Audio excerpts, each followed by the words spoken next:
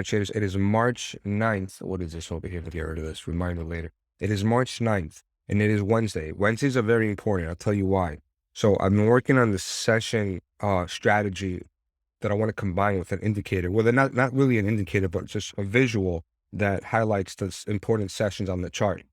There's so many free session indicators out there, but none of them are offering the levels that I want to be to populate on the chart.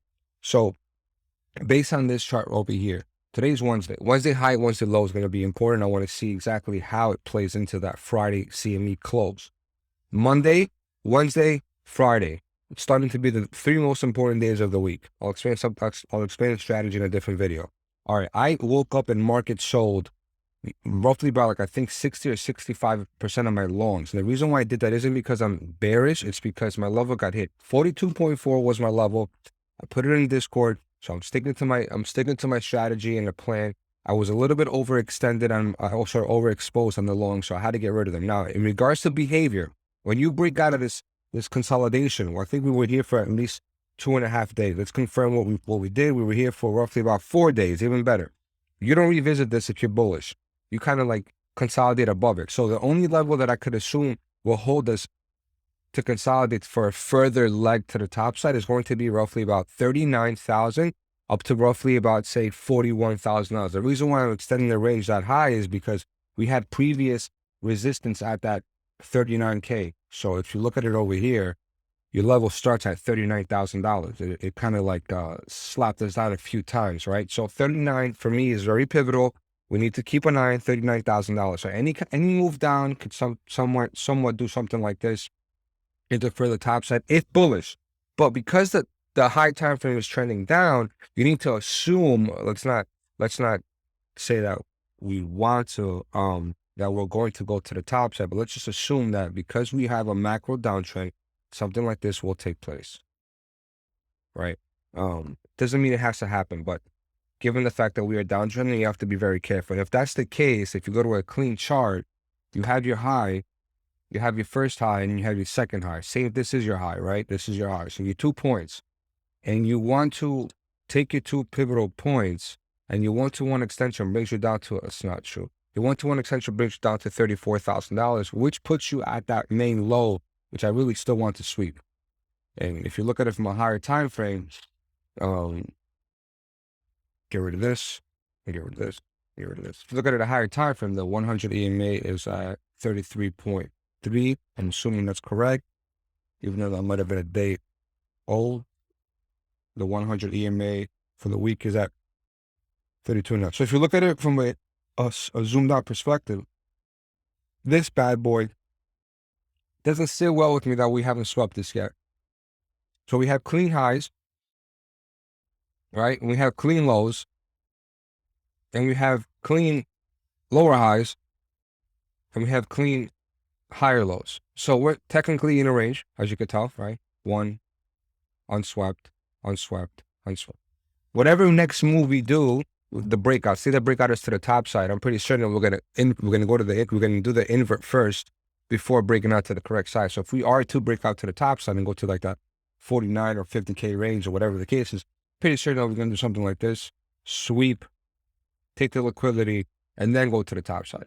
Or if we are to break down and go to 20s, I'm pretty sure we're gonna do something like this, sweep, and then go to the downside. You're not breaking out of this range without taking the opposite liquidity first. So I'm still playing this as a range. I'm not getting ahead of myself. I'm not holding positions long. But again, consider this a range. And we haven't done anything but make highs, lower, highs, higher, lows until we break out. And then whenever we break out, hopefully it's up. You want to assume that if we deviate, which probably are, then you're going to go right back down. Okay? So lower time frame perspective, you need to also see that we did what we had to do. There isn't really much room for us additionally from here other than retesting the monthly open. The monthly open right now is sitting at roughly about $43,000, but why be greedy on my end? Why be greedy, right? Monday low, let me open up a clean Monday range. Hold on a second. Close that, daily open, monthly open. I don't need that. I need that monthly open and yearly open. Okay. 1 hour. So the Monday high right now is sitting at roughly about 39.5. Any retest back down to 39.5 for me is going to be a buy. For, say something, we do something like this, and we consolidate. I'm going to go to the 15-minute time frame, and I'm going to watch for something like this. Now buy the 15-minute scalp, because this scalp could potentially be the scalp that leads you to the retest of the yearly open. We're not sure if this next move is going to be the continuation high or low to the yearly open to take all the liquidity from the top side, if that makes any sense, or if it's going to be the retest to give you a higher lower high into death. Because don't forget, this doesn't sit well with me. 1 and 2, right? This doesn't sit well with me. If you go to your 4 hour, look at the way this looks. Right? Look at the way this looks. You have your low, you have your higher low, and then you came right back at it, right there. You didn't do anything, just came right back at it. And then you just squeezed up. Left the flat open right here at roughly about 41,000, which I'm pretty sure is going to get taken care of by today or tomorrow. And we're at that order block over here right now, right? This is your order block. And then your monthly open is sitting at roughly about $43,000. But not only that, it's also a level that we can't seem to freaking hold above. Look at this. We've been on this 1, 2, 3 times. So what makes us think that when we go back up here, it's not going to slap us again, right? Play safe, guys. It doesn't hurt to take profit. It does not hurt to take profit. And we are in a downtrend, so I think long should be very particular with your long setups. And if you do happen to go into longs, be quick with your take profits. Oscillators now. Everyone's asking me, how do I know? Oh wow, see the 4 hours. I tried my best to show you guys a visual of how this histo works, how beautiful it is. I hope you guys were looking at it yesterday. When you see the 4 hours squeezing like this, all these red bars, momentum is so strong. And a breakout is pending. And it obviously broke out to the top side, right? And the only bad thing with that is look at this 12 hour. 12 hour. Oh, we actually got it today. This is in the morning. Yesterday we didn't have this. We got it today. I take that back. Your 12 hour, you want to see at least bare minimum 2 bars. You're not going to go in with 1 bar. You're not going to do it. You know, you need to see multiple bars on the 12 hour. The daily, see, daily only has 1. That's how you know that the real breakout hasn't happened yet. Let me see a 12 hour real quick one more time. Yeah, see, we're still squeezing, guys. The main breakout has not taken place yet. We're still squeezing. I do not think that the resolution is going to take place until probably close towards the end of the week, right?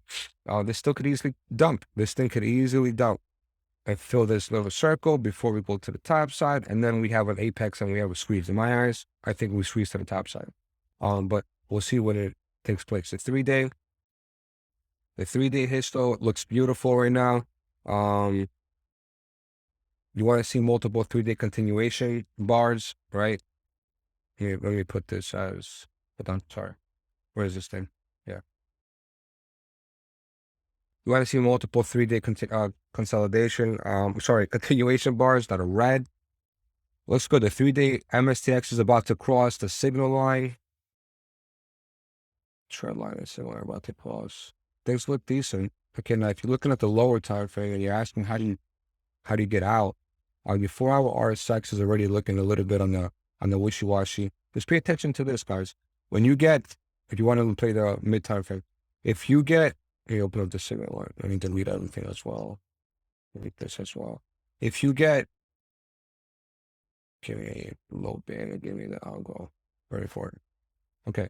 So, if you look at this, talk with the daily first. If you look at the daily, this is doing its daily retest. Last time we did a daily retest over here. And look what the fuck happened. We died. Right? Daily retest. We're doing a daily retest right now. So if we cannot get above this right now in the daily, it's going to be a significant death and it's going to come right back down and you're going to go into green. That's it. It's the only thing I need you guys to see. If we reject here, after the RSX, more likely than not, you're going to create a green algo fire on the RSX. Keep that in mind. But if you're looking at the lower time frame, every time the 4 hour pivots, you have a triangle, but we haven't turned red yet. Every time the 4 hour pivots, it's pretty bad. All right, it's pretty bad. 4 hour RSX. This one actually went for a bear div. That's beautiful. But the reason why this went for a bear div is because I'll show you right now. Look at the 12 hour. Look where we were. The 12 hour was in the rejection zone. So like you you came off a 12-hour bottom. So in this case, because we are coming off a low and a higher low off the RSX, if we get above this midpoint, we're going to go back up to over here to get exhausted. Remember what I told you guys. Always look at your higher time frame before trying to map the lower time frame. If your 12-hour gets above the mid, more often than not, it will go for red. It will go for an exhaustion, the way it did over here. Right? So expect it. If we get above this, we're going to probably sit over here. And if the 12-hour becomes exhausted and turns red, get out of the market. That's all. And does it really match with the 4-hour? See, the 4-hour is already exhausted. So the only thing I can think of is it drags, consolidates, if this is bullish, comes down, retests, and then goes back up, creates a bear dip, and then we die. By doing all this, a 12-hour will have enough time to go all the way to the top side, assuming that we're bullish and we don't die from here. But usually these big bark candles, right? Let's think about it just from a price action perspective and not talk about oscillators. It retraced the whole thing, right? It retraced the whole thing. It's just basically doing just these BARTs, right? And more often than not, these BARTs are bearish. They're not really bullish. So keep that in mind. Don't create FOMO in your head to try to go after these moves. And in my eyes, I think the move is over. And we need to be looking for new entries. So be cautious with that. Look at the TMA bands. 4-hour or the 5-hour, whatever you want. It's very important you see. So now more often than not, what do? You come back and you retest the mid. Got stopped at the red. Go to the 12-hour. We're still ranging, right? You see? Beautiful, still ranging.